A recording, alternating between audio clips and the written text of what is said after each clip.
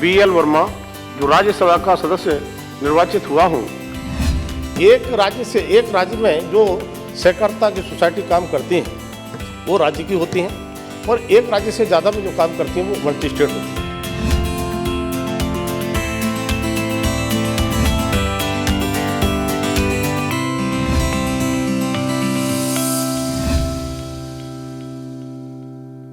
नमस्कार, स्वागत है आपका संसद टीवी की खास पेशकश आपके संसद में। मैं हूं कृति मिश्रा और आज हमारे साथ हैं बेहद खास मेहमान। डेवलपमेंट ऑफ नॉर्थ ईस्ट और सहकारिता मंत्रालय में राज्य मंत्री BL वर्मा जी, जो कि राज्यसभा के सदस्य हैं। सर, स्वागत है आपका संसद टीवी में। जी धन्यवाद। सर, आप बदायूं से आते हैं, उत्तर प्रदेश से आते हैं। जानना चाहूंगी कि कैसे शुरुआत हुई आपकी राजनीतिक पारी की। देखिए कृति जी, मैं उत्तर प्रदेश का बदायूं जनपद और बदायूं ज़िले में बहुत ही इंटीरियर क्षेत्र में मेरा गांव पड़ता है, ज्योरा परवाला। एक छोटा सा गांव परवाला के नाम से, उसमें सामान्य परिवार, किसान परिवार में मैंने जन्म लिया। और वहां पर जिस तरह का मैंने संघर्ष किया है अपनी लाइफ में, मैं कह सकता हूं आपको बहुत कम ऐसे लोग मिलेंगे। क्योंकि मैंने 6 क्लास से लगभग 14 किलोमीटर दूर जो कछला गंगा जी का किनारा रहता है, उस वहाँ पर जाकर के पढ़ने जब मैं जाता था तो रोड नहीं थे, गांव से लेकर के सड़क तक कोई रास्ता नहीं था। तो उसमें जिस तरह से पगडंडियों पर जाना, और चूँकि कंकड़ की सड़क थी तो कंकड़ की सड़क के स्थान पर मैं रेलवे की पटरी को चुनता था। उस रेलवे की पटरी पर 14 किलोमीटर सीधा जाकर के मैं जाता था। और आप आश्चर्य करेंगे कि मैं स्कूल जाने से पहले खेती किसानी का काम भी करता था। कई बार अपने हाथों से मैंने बैलों का हल भी जोता है, और हल जोत करके मैं खेती किसानी काम करके तब मैं स्कूल जाता था। शाम को आकर के पशुओं को चारा और ये सब करने के बाद में इस तरह से मेरी पढ़ाई लिखाई होती थी। और मैं कहूँ कि जिस तरह से मैंने 1975 का जो दौर देखा, जिसमें इमरजेंसी मीसा का जो दौर था, उसमें मैं चूँकि उस समय स्टूडेंट ही था, लेकिन उसमें नसबंदी का दौर, गांव के गांव खाली हो जाते थे। उस समय में थोड़ा राजनीति से मैं ये प्रेरित हुआ कि राजनीति में ऐसा भी होता है क्या। तो कांग्रेस के उस शासन में जिस तरह से गांव में त्राही त्राही मची हुई थी, और जो लोगों के लिए जेलों में ठूंसा जा रहा था, उस समय राजनीति जानने की मेरी चेष्टा हुई। और उसी से कुछ दिनों के बाद में 1978 में राष्ट्रीय स्वयंसेवक संघ का मैं स्वयंसेवक बना, और 1980 में भारतीय जनता पार्टी की स्थापना हुई।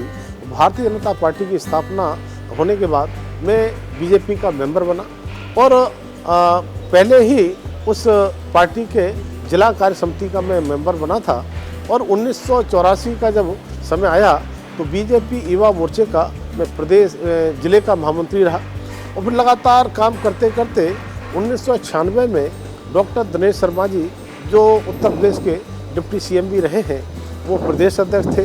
उनके साथ मैं प्रदेश मंत्री रहा। उत्तराखंड और उत्तर प्रदेश में एक था, तो आदरणीय डॉक्टर दिनेश शर्मा जी ने मुझे उत्तराखंड का प्रभारी बनाया था। तो उत्तराखंड में भी मुझे काम करने का अवसर युवा मोर्चे के प्रदेश मंत्री के रूप में रहा था। और उसके बाद में 2003 में माननीय केसीनाथ त्रिपाठी जी प्रदेश के अध्यक्ष जब बने थे, उस समय प्रदेश की BJP की मेन बॉडी में, मेन टीम में मुझे प्रदेश मंत्री बनाने का पार्टी ने मुझे मौका दिया। मैं कहूँगा कि पार्टी के प्रदेश नेतृत्व में मुझे उस योग्य समझा कि सीधा मुझे प्रदेश की मेन बॉडी में मुझे रखा गया था। और उसके बाद में दोबारा से रिपीट डॉक्टर रमापतराम त्रिपाठी जी प्रदेश के अध्यक्ष बने, उनकी टीम में भी प्रदेश का मंत्री में रहा था। इस तरह से संगठन में लगातार मैंने जिले से प्रदेश में मैंने काम किया। और प्रदेश में काम करते करते पता चला कि इधर 2013 का जब दौर आया तो उस समय रोहिलखंड क्षेत्र बना। और रोहिलखंड क्षेत्र पहली बार बना था, और बुंदेलखंड बना था। तो बुंदेलखंड क्षेत्र के साथ रोहिलखंड क्षेत्र बना। तो रोहिलखंड क्षेत्र का मुझे क्षेत्रीय अध्यक्ष BJP का बनाया गया। और BJP का क्षेत्रीय अध्यक्ष बनाने के बाद लगातार मैंने काम किया, और अच्छा काम करने के कारण से ब्रज क्षेत्र में रोहिलखंड को मिला दिया गया। तो 2016 में पुनः एक तरह से मेरा प्रमोशन किया गया, और ब्रज क्षेत्र का मुझे अध्यक्ष बनाने का काम किया। और ब्रज क्षेत्र का अध्यक्ष के रूप में जब मैं काम कर रहा था, सौभाग्य से राष्ट्रीय अध्यक्ष माननीय अमित शाह जी थे, उनके नेतृत्व में मैंने काम किया।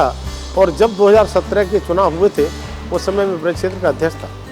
आप आश्चर्य करेंगे, ब्रज क्षेत्र चूँकि समाजवादी पार्टी का गढ़ माना जाता था, मैनपुरी भी हमारे क्षेत्र में आता था, तो हमारा प्रदेश का और शीर्ष नेतृत्व सोचता था कि प्रदेश ब्रज क्षेत्र में क्या हुआ। आपको अच्छा लगेगा जब ब्रज क्षेत्र के परिणाम सामने आए तो ब्रज क्षेत्र में 65 विधानसभा सीटें थीं, 65 में से 57 सीटें पर भाजपा का कमल खिलाने का काम हुआ। तो मुझे लगता है कि वो पहला ऐसा रिकॉर्ड था। हम 65 सीटों में से 57 जीते। 6 क्षेत्र हमारे उत्तर प्रदेश में होते हैं, उन 6 क्षेत्रों में पहले नंबर पर ब्रज क्षेत्र रहा था और उसी का मुझे एक तरह से इनाम दिया गया। तुरंत मेरे लिए थोड़े दिन में प्रदेश का उपाध्यक्ष भी साथ बनाया गया। ब्रज क्षेत्र की अध्यक्ष की जिम्मेदारी भी थी, पार्टी के प्रदेश के उपाध्यक्ष की जिम्मेदारी भी थी और साथ में मुझे 2018 में ईपी सिडको का चेयरमैन बना के राज्य मंत्री का प्रोटोकॉल भी मुझे दिया। तब मुझे लगा कि भाजपा का जो हमारा प्रदेश का नेतृत्व है और हमारा केंद्र का जो नेतृत्व है इतना मेरे को स्नेह करता है और मैं काम करते करते आप आश्चर्य तब करेंगे कि मुझे राज्यसभा में अचानक मुझे न्योता आया। सर वही जानना चाहती हूँ, कौन सा वो दिन था, कैसा वो क्षण था जब आपको पता चला? क्योंकि आप लगातार कहते आए हैं कि ना आपने किसी से आग्रह किया था, ना आपको पार्टी ने कोई संकेत दिया था, आप सिर्फ जमीन के स्तर पर काम करते रहे। तो कैसा था वो दिन जब आपको पता चला कि आप भारत के संसद के उच्च सदन में जा रहे हैं? कीर्ति जी, संगठन के भी इतने दायित्व मेरे पर आए, तब भी मैंने कभी किसी से ये नहीं कहा मुझे ये दायित्व चाहिए। संगठन के हमारे ऊपर के लोगों ने मुझे दायित्व दिए और जब बाई इलेक्शन उपचुनाव हमारे चल रहे थे, उपचुनाव टूंडला का उपचुनाव का मैं प्रभारी था। टूंडला के उपचुनाव में उस समय संजीव बालियान जी उस कार्यक्रम में थे, मैं एक मंच शेयर कर रहा था। उसी समय प्रदेश महामंत्री संगठन आदरणीय सुनील बंसल जी का मेरे पास फ़ोन आता है कि आप टूंडला से वापस आ जाओ और आपके लिए जो है कुछ और बात करनी है। मैंने कहा भाई साहब क्या बात है? उन्होंने कहा नहीं, टूंडला से आपका आने इसलिए आवश्यक है कि आपका नाम राज्यसभा के लिए नामित हो गया है, तय हो गया है और कल आपको नॉमिनेशन कराना है। और आपको उस दिन संभवतः मुझे लगता है कि 27 तारीख संभवतः रही थी, 27 अक्टूबर। तो 27 अक्टूबर को मुझे सूचना मिली। 28 को मुझे बुलाया गया था लखनऊ। तो मैं आश्चर्य कर रहा था, लग रहा था कि भाई राज्यसभा के लिए तो बड़े लोग जाते हैं, बड़े नेता लोगों का नाम होता है। मेरे जैसा ये सामान्य कार्यकर्ता के रूप में काम करने वाले कार्यकर्ता को कभी सपने में सोचा भी नहीं था और मैं कभी छोटे से लेकर बड़ा कोई इलेक्शन मुझे लड़ने का अवसर भी नहीं मिला था। न मैंने कभी इच्छा जाहिर की, न पार्टी ने मुझे लड़ाया था। लेकिन सीधा सीधा उच्च सदन राज्यसभा के लिए मेरा नाम जब तय हुआ तो मैं भी सख्ते में पड़ गया था, ऐसा क्यों कैसे। लेकिन मुझे खुशी हुई, मैं लखनऊ पहुंचा और अगले दिन मैंने नॉमिनेशन राज्यसभा के लिए किया। क्योंकि मैं ईपी सिडको का चेयरमैन था तो ईपी सिडको का चेयरमैन और राज्यसभा दोनों एक साथ नहीं रह सकते, लाभ के दोनों पद होते थे। तब मुझसे कहा गया कि ईपी सिडको से इस्तीफा देना पड़ेगा। उस समय मेरे को थोड़ा अटपटा लग रहा था, अचानक मुझे जाना पड़ रहा था, लेकिन मुझे ईपी सिडको से मैंने इस्तीफा दिया। उसके बाद राज्यसभा में नवंबर 2020 में मैं यहाँ पर मैं आ गया था। तो इस तरह से मैं पहली बार उच्च सदन का मेंबर, मैं प्रधानी से लेकर के जिला पंचायत, ब्लॉक प्रमुख, एमएलए कभी कोई इलेक्शन लड़ा नहीं। ये सीधा सीधा मेरे लिए राज्यसभा में नामित करने का काम पार्टी ने किया। तो मैं कह सकता हूँ कि ये मुझे याद आता है कि एक बार जब माननीय कल्याण सिंह जी जब आज इस दुनिया में नहीं है, 2003 में जब प्रदेश का मंत्री बना था, तब मैंने माननीय बाबूजी कल्याण सिंह से कहा था कि बाबूजी कि मुझे प्रदेश का मंत्री पार्टी का बना दिया गया है, मुझे कुछ मंत्र दीजिए, मैं कैसे इसे चलाऊँगा। तब वो कहा उन्होंने कि भाई तुम इस योग्य पार्टी ने समझा इसलिए बनाया गया है। लेकिन उन्होंने 2 बातें मुझे कही थी। उन्होंने कहा था कि कार्यकर्ता होने के नाते ये हमेशा चिंता करना कि जो कार्यकर्ता परिश्रम की पराकाष्ठा करेगा और परिश्रम की पराकाष्ठा करेगा और निष्ठा से काम करेगा और साथ में धैर्य से रहेगा, धैर्य नहीं तोड़ेगा, तो कभी ना कभी उसको कुछ मिलेगा। मैंने उन 3 शब्दों का पालन किया, परिश्रम की पराकाष्ठा और निष्ठा से काम करना और साथ में धैर्य रखना। मैंने कभी कुछ मांगा नहीं, लेकिन इतना बड़ा पार्टी मेरे बारे में सोचेगी ये मैंने कभी सोचा नहीं था। उन्होंने दूसरी बात कही थी कि अब आप प्रदेश की राजनीति में जा रहे हो, तो प्रदेश की राजनीति में जाने से आपको लगना चाहिए कि आप भले ही 2 आंखों से देखते हो, लेकिन तुम्हें देखने वाली 1000 आंखें होंगी, इसलिए अपना कार्य, अपना व्यवहार, अपना आचरण इस प्रकार का रखिए कि कोई भी हमको कहीं भी देखे हम ठीक प्रकार से। तो मैं कहूँगा कि मेरी लाइफ में वो माननीय बाबूजी कल्याण सिंह के शब्द मुझे याद रहे और उन शब्दों पर काम किया और पार्टी ने मुझे इतना बड़ा इनाम देने का काम किया। इसके लिए मैं पार्टी का प्रदेश नेतृत्व का और अपने केंद्रीय नेतृत्व का जितना आभार व्यक्त करूं उतना कम है। लेकिन कीर्ति जी, आप आश्चर्य करेंगे कि थोड़े दिन के बाद में जब 7 जुलाई 2021 का समय आता है जी, तो मुझे तो पता नहीं था। मैं तो बच्चों के साथ में मैं लखनऊ से आ रहा था वृंदावन के लिए। बच्चे मेरे परिवार से पूरा परिवार गया था मेरा वृंदावन। तो मेरे बेटे का फ़ोन आया कि पापा जी कि हम वृंदावन दर्शन करने जा रहे हैं, आप भी आ जाओ। तो मैंने कहा मैं लखनऊ से आता हूँ। तो मैं तो वृंदावन पहुँचने वाला था और मैंने सपने में नहीं सोचा था कि मुझे केंद्रीय मंत्रिमंडल में मोदी सरकार में कहीं मौका मिलेगा। लेकिन अचानक वृंदावन पहुंचने से पहले वृंदावन में जाए घुस ही रहा था, तब तक एक फ़ोन आता है और उस फ़ोन से कहा जाता है कि आप BL वर्मा बोल रहे हैं, और कहा कि आपको आदरणीय प्रधानमंत्री मोदी के आवास पर चाय पीने के लिए आमंत्रित किया गया है, आपको आना है। तो मैं समझ गया था कि क्यों बुलाया गया है। तो आश्चर्य में कर रहा था कि मुझे सीधे सीधे निमंत्रण दिया गया। मैंने कभी किसी से आग्रह नहीं किया था, कभी किसी ने मुझे संकेत भी नहीं दिया था। अगर ऐसा कुछ होता तो मैं दिल्ली में रहता, दिल्ली के आसपास रहता। मैं तो दिल्ली में था भी नहीं, लेकिन मुझे आदरणीय प्रधानमंत्री जी ने बुला करके, पार्टी के शीर्ष नेतृत्व ने बुला करके और मुझे मंत्रिमंडल में जो 7 जुलाई 2021 के लिए विस्तार हुआ था उसमें बुला करके मुझे यहाँ पर इतना बड़ा सम्मान दिया। तब मैं कह सकता हूँ कि एक कार्यकर्ता काम करते करते संगठन में इस स्तर पर भी बिना चुनाव लड़े पहुँच सकता है, ये हर कार्यकर्ता के लिए प्रेरणा है। हर कार्यकर्ता के लिए एक तरह से रास्ता है कि टिकट मिलना कोई आवश्यकता नहीं है। टिकट मिले, आदमी चुनाव लड़े न लड़े, लेकिन बिना चुनाव लड़े भी भारत सरकार में, मोदी सरकार में भारतीय जनता पार्टी का कार्यकर्ता सीधा सीधा पहुंच सकता है। ये मेरे लिए एक बहुत बड़ा आश्चर्य खुद ही लगा और लोग भी कहते हैं ये कैसे हुआ। मैं BL वर्मा जो राज्यसभा का सदस्य निर्वाचित हुआ हूँ, ईश्वर की शपथ लेता हूँ कि मैं विधि द्वारा स्थापित भारत के संविधान के प्रति सच्ची श्रद्धा एवं निष्ठा रखूंगा। मंत्री परिषद में आपको जगह मिली, तो बहुत महत्वपूर्ण मंत्रालय, सहकारिता और नॉर्थ ईस्ट। सर, सबसे पहले बात करते हैं नॉर्थ ईस्ट की। मंत्री बनकर MOS for department of north east development, क्या क्या आपने कदम उठाए? देखिए, नॉर्थ ईस्ट डेवलपमेंट की मैं बात कहूँ तो नॉर्थ ईस्ट डेवलपमेंट जो मंत्रालय है आदरणीय प्रधानमंत्री मोदी जी का बहुत ही पसंद का मंत्रालय है और नॉर्थ ईस्ट से जितना उनका लगाव है, आप देखते होंगे कि नॉर्थ ईस्ट के लिए आदरणीय प्रधानमंत्री जी अष्टलक्ष्मी कहते हैं। लोग तो 7 सिस्टर कहते थे, लेकिन आदरणीय प्रधानमंत्री जी अष्टलक्ष्मी कहते हैं। और वास्तु की दृष्टि से भी नॉर्थ ईस्ट का बहुत बड़ा महत्व है।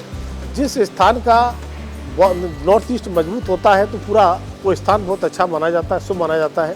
तब आदरणीय प्रधानमंत्री जी का भी मानना है कि नॉर्थ ईस्ट हमारा देश के विकास का द्वार है और नॉर्थ ईस्ट अगर मजबूत होगा तो पूरा देश स्वतः ही मजबूत होगा। और जिस तरह से आदरणीय प्रधानमंत्री मोदी जी ने नॉर्थ ईस्ट मंत्रालय पर फोकस स्वयं किया है और हम लोगों पर पूरी तरह से काम कराया जाता है, तब मैं कह सकता हूँ कि सभी मंत्रालयों का GPS के माध्यम से 10% पैसा वहाँ पर खर्च करने के लिए किया जाता है। और हम लोगों से कहा जाता है कि पूरा पैसा खर्च कैसे हो, इसकी चिंता आपको करनी है। इसके लिए सभी मंत्रालय के मंत्रियों के लिए हमको लगाया जाता है कि आप जाइए, अपने अपने काम देखिए। और आप आश्चर्य करेंगे कि 2014 से लेकर अब तक 400 से ज़्यादा मंत्री अब तक दौरे पर गए। और केवल मंत्री ही नहीं, आदरणीय प्रधानमंत्री जी भी 50 बार से ज़्यादा प्रधानमंत्री बनने के बाद नॉर्थ ईस्ट के दौरे पर गए हैं। और जिस तरह से नॉर्थ ईस्ट का विकास हुआ है, पहले का नॉर्थ ईस्ट अलग था, आज का नॉर्थ ईस्ट अलग है। जिस तरह से हम कहते हैं भारत के बारे में कि 2014 से पहले का भारत और आज मोदी जी के समय का भारत, जमीन आसमान का अंतर आया है। पहले का जब भारत था तो भारत दुनिया की ओर देखता था, लेकिन आज का भारत ऐसा है जो दुनिया भारत की ओर देखती है। तब मैं कह सकता हूँ कि नॉर्थ ईस्ट के लिए पहले लोग देखते नहीं थे, जाते नहीं थे, लेकिन नॉर्थ ईस्ट में जिस तरह से डेवलपमेंट हुआ है, जिस तरह से वहाँ पर उग्रवाद की तरह तरह की घटनाएं होती रहती थी, रोड जाम रहते थे, रास्ते बंद रहते थे, आज हम कह सकते हैं लगभग 75% घटनाएं हमारी कम हुई हैं उग्रवाद की। और जो हमारे गुट होते थे वो सरेंडर किए हैं। 8,000 से ऐसे युवा ज़्यादा उन्होंने हथियार हमारे यहाँ सरेंडर किए हैं, तो सही विकास के रास्ते पर आए हैं। और नॉर्थ ईस्ट डेवलपमेंट में कहूँगा मंत्रालय इतना काम कर रहा है, आज नॉर्थ ईस्ट के 8 स्टेट के राज, चाहे वो असम हो, चाहे अरुणाचल प्रदेश हो, मिजोरम हो, मणिपुर हो, चाहे मेघालय हो, चाहे नागालैंड हो, चाहे त्रिपुरा हो, चाहे सिक्किम हो, सभी स्टेट आज विकास की मुख्य धारा में जुड़े हैं। और लगता है कि आदरणीय प्रधानमंत्री मोदी के नेतृत्व में हम आगे बढ़ रहे हैं और पूरे लोग हमारा साथ देते हैं। तब मैं कह सकता हूँ कि पहले कनेक्टिविटी का इशू रहता था, रोड कनेक्टिविटी का इशू हो, रेलवेज कनेक्टिविटी का इशू हो, चाहे हमारा आपका ट्रेन का इशू हो। मैं कह सकता हूँ कि सारे इशू को हमने बहुत कम करने का काम किया है। रेलवे पर हमने 51,000 करोड़ से भी ज़्यादा पैसा खर्च किया है। आज रोड कनेक्टिविटी की मैं बात कहूँ तो 375 परियोजनाओं में हम 1,05,000 करोड़ का काम हम इस समय कर रहे हैं। इसी प्रकार से हमारे 14 से पहले केवल 9 हवाई अड्डे थे, आज हमारे 17 हवाई अड्डे हैं। हम डिजिटल कनेक्टिविटी की ओर भी लगातार हम काम करते हैं। इस तरह से नॉर्थ ईस्ट में भी हमने बहुत लगातार ज़बरदस्त काम किया है। और आदरणीय प्रधानमंत्री मोदी के लिए नॉर्थ ईस्ट के लोग कितना सम्मान देते हैं आपने देखा। सर, दूसरे मंत्रालय की बात किया जाए, कोऑपरेशन मंत्रालय की, सहकारिता मंत्रालय की, नया मंत्रालय है, लगातार फोकस किया गया है कि कैसे इस देश में कोऑपरेटिव मूवमेंट जो चला उसको और हम कैसे सशक्त बनाएं। ऐसे में क्या कुछ काम हुए हैं जनता के? देखिए, मैं आदरणीय प्रधानमंत्री मोदी जी को अपनी ओर से और देश की ओर से मैं आभार व्यक्त करना चाहता हूँ। उन्होंने इस मंत्रालय की आवश्यकता को समझते हुए 6 जुलाई 2021 के लिए मंत्रालय का गठन किया। और इस मंत्रालय की जिम्मेदारी इस देश के बहुत ही सशक्त मंत्री जो माने जाते हैं, आदरणीय अमित शाह जी जो होम मिनिस्टर हैं, मैं कह सकता हूँ कि उनके बारे में सब जानते हैं कि कड़े और निर्णय वो किस तरह से लेते हैं। आज आदरणीय अमित शाह जी के नेतृत्व में जिस तरह से कोऑपरेटिव मूवमेंट के लिए हमने काम किया है, हम कह सकते हैं कि लगातार ताबड़तोड़ जो फैसले लिए हैं, 25 से ज़्यादा फैसले इस प्रकार के हैं जो सहकारिता मूवमेंट को बहुत तेज़ी के साथ आगे बढ़ा रहे हैं। आदरणीय प्रधानमंत्री मोदी जी का विज़न सहकार से समृद्धि का जो है, आदरणीय अमित शाह जी के नेतृत्व में हम उसको आगे बढ़ा रहे हैं। मेरा सौभाग्य है कि आदरणीय अमित शाह जी जैसे सीनियर लीडर के साथ उनके सहयोगी के रूप में मुझे काम करने का और सीखने का अवसर मुझे मिला है। मैं कोऑपरेटिव मंत्रालय के बारे में मैं कहूँ तो मैं कह सकता हूँ कि हमने जो पैक्स हमारी सोसाइटियाँ होती हैं, प्राइमरी स्तर पर जो होती हैं, वो हमारी 63,000 ऐसी सोसाइटी जो एक्टिव सोसाइटी थी, उनको हमने कंप्यूटराइजेशन करने का काम शुरू कर दिया। 2,516 करोड़ रुपए की व्यवस्था की है और उसमें PACS, district cooperative bank, state cooperative bank और नाबार्ड चारों को कॉमन सॉफ्टवेयर से हमने जोड़ के काम किया है, जिससे पैक्स में पारदर्शिता भी बढ़ेगी, उसकी दक्षता भी बढ़ेगी। और साथ ही साथ हम कह सकते हैं कि मॉडल बायोलॉज हम लेकर हम आए हैं। मॉडल बायोलॉज लागू होने से और कंप्यूटराइजेशन होने से हम लगभग 150 प्रकार के काम हम कर सकते हैं। उन पैक्स को हम मल्टीपर्पज़ हम बनाने के और हम अग्रसर हैं। और जिस तरह से अभी कुछ दिनों पहले हमने एक समझौता किया है, जन सेवा केंद्र जो हमारे होते थे, कॉमन सर्विस सेंटर, वो भी हमारे पैक्स हमारे कर सकते हैं। और आज हम कह सकते हैं कि पैक्स के साथ साथ एक बहुत बड़ा काम अभी बजट में ही आपने देखा होगा, आदरणीय प्रधानमंत्री मोदी जी ने 2 लाख कोऑपरेटिव सोसाइटियाँ नई पैक्स, जिसमें डेयरी, जिसमें मत्स्य हम बनाने का काम करेंगे। 9,54,000 कोऑपरेटिव सोसाइटी होने के बाद में भी 1,60,000 ग्राम पंचायत ऐसी थी जहाँ पर हमारी कोऑपरेटिव मूवमेंट नहीं था। अब उसमें कोई भी ग्राम पंचायत ऐसी न बचे, इसके लिए हम ये 2 लाख सोसाइटियों के माध्यम से पूरे देश में सर्वव्यापी और सर्वस्पर्शी हम उनको बनाने का काम करेंगे।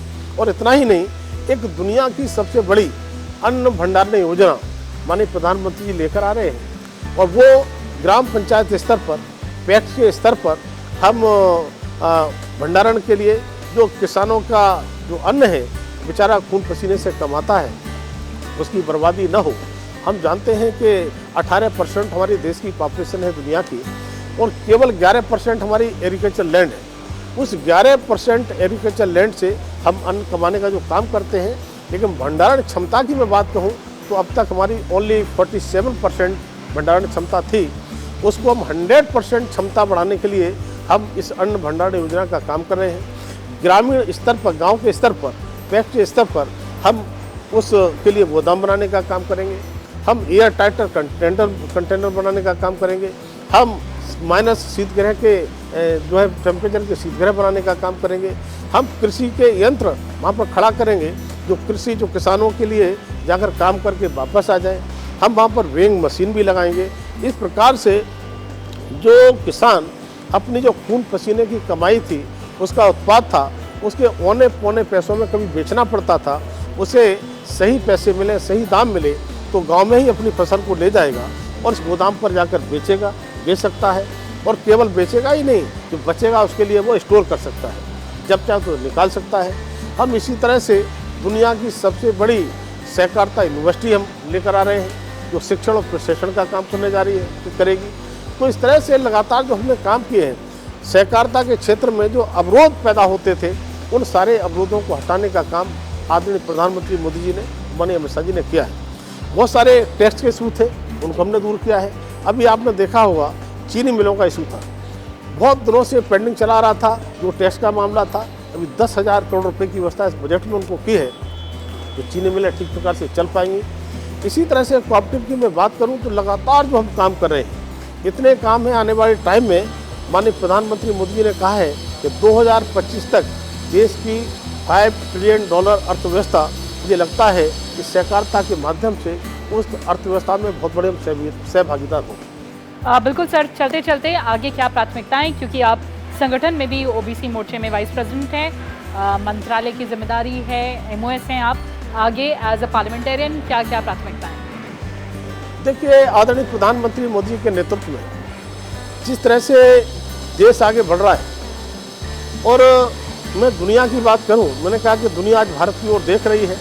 मैं बहुत लंबी चर्चा आपके साथ नहीं कर सकता, लेकिन मैं कह सकता हूं कि आदरणीय प्रधानमंत्री मोदी जी की तरफ जब देखते हैं तो हमको काम करने की प्रेरणा मिलती है, हमें ऊर्जा मिलती है। और आपने कहा मैं ओबीसी मोर्चा का नेशनल वाइस प्रेसिडेंट हूँ। हाँ, मैं लगातार मैं संगठन के काम करता हूँ, जितना काम सौंपा जाता है। साथ ही साथ अभी तेलंगाना में 21 हमारी असेंबली है, जिसमें 3 लोकसभाएं हैं, वारंगल है, नौवाबाद है और खम्मम। उनमें मुझे क्लस्टर का इंचार्ज भी बनाया गया है, तो उनकी भी चिंता करनी होती है। सारे स्टेट में जहाँ भेजा जाता है वहाँ भी मैं काम करता हूँ। तो सरकार और संगठन दोनों हम काम करते हैं। आदरणीय हमारे JP नड्डा जी जो राष्ट्रीय अध्यक्ष हैं पार्टी के, उनके नेतृत्व में हम संगठन का काम करते हैं। आदरणीय प्रधानमंत्री जी के नेतृत्व में हम सरकार का काम करते हैं। और जब मैं परिश्रम की बात में करता हूँ, परिश्रम की पराकाष्ठा करते तो थे, लेकिन आदरणीय प्रधानमंत्री जी की तरफ जब हम देखते हैं, और जब ये तो सुनते थे कि जब से वो मुख्यमंत्री बने तब से लेकर अब तक छुट्टी नहीं ली, लेकिन एक वक्त अभी हमने कुछ दिनों पहले देखा, आदरणीय प्रधानमंत्री मोदी की सबसे प्यारी माँ, जो मुझे लगता है कि अब वो सब सुख दुख बांटने के लिए हमेशा जाया करते थे। दुर्भाग्य से कुछ दिनों पहले इस दुनिया को छोड़ करके वो अलविदा किया दुनिया को। तब मैंने देखा कि हम जैसे लोग वहाँ जाना चाहते थे, लेकिन आदरणीय प्रधानमंत्री जी का आदेश था कि जो जहाँ रहेगा वहीं रहेगा, कोई नहीं आएगा। और देश समझ पाता उससे पहले सामान्य तरीके से वो उनकी अंत्येष्टि कर दी जाती है। और आप विचार करिए, अंत्येष्टि भी की जाती है तो परिवार के साथ में सामान्य तरीके से। मैंने उसके जो फ़ोटो थोड़ा सा देखे ठीक प्रकार से, तो मैंने देखा जैसे गांव में सामान्य प्रकार से हम लेकर जाते हैं, उस तरह से वो लेकर जाते हैं। और उससे भी ज़्यादा विशेष बात ये कि 2-3 घंटे के अंदर ही अपनी माँ को अंत्येष्टि करने के बाद में जो कार्यक्रम उनके लगे थे, कार्यक्रम में वापस आ जाते हैं। तो मैं कहूँगा कि राष्ट्र का बेटा राष्ट्र के काम को वापस आ जाता है, अपनी माँ के गमों को हृदय में, दिल में दबाए हुए। तब मैं कह सकता हूँ कि ऐसी स्थिति में जब हम देखते हैं तो हमको प्रेरणा मिलती है कि जब हमारे प्रधानमंत्री छुट्टी नहीं लेते हैं, जब वो इतना काम करते हैं, तो हम जैसे लाखों लाखों कार्यकर्ता उनसे प्रेरित होते हैं। और मैं कह सकता हूँ कि आने वाले समय में हम लोग कहते थे भारत को विश्व गुरु, हम अपने सामने ही भारत को विश्व गुरु बनने की राह पर देख रहे हैं और आने वाले समय में आदरणीय प्रधानमंत्री के नेतृत्व में और बढ़ चढ़कर काम करेंगे। बिल्कुल सर, आपने अपने पूरे राजनीतिक जीवन का एक निचोड़ हमें दिया। अपनी यात्रा जो रही बदायूं से लेकर आज भारतीय संसद तक पहुंच चुकी है, उसके बारे में पूरी जानकारी दी। बहुत बहुत धन्यवाद संसद टीवी से बात करने। धन्यवाद। तो इस एपिसोड में बस इतना ही। आप देखते रहें संसद टीवी। नमस्कार।